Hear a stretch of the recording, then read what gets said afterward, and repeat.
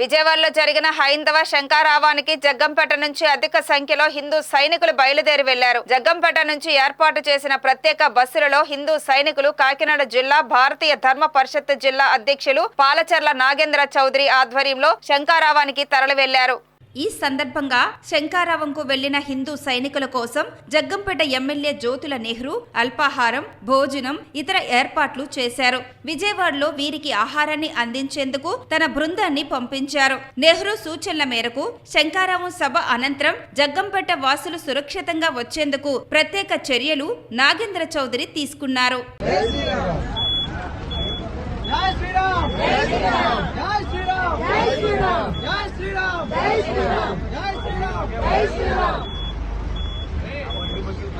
పులిహారండి Jaggampeta MLA Jyothula Nehru పంపించారు.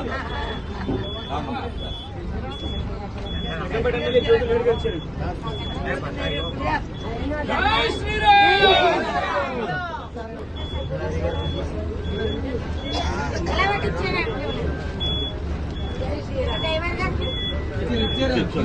అందరికి కూడా ఎమ్మెల్యే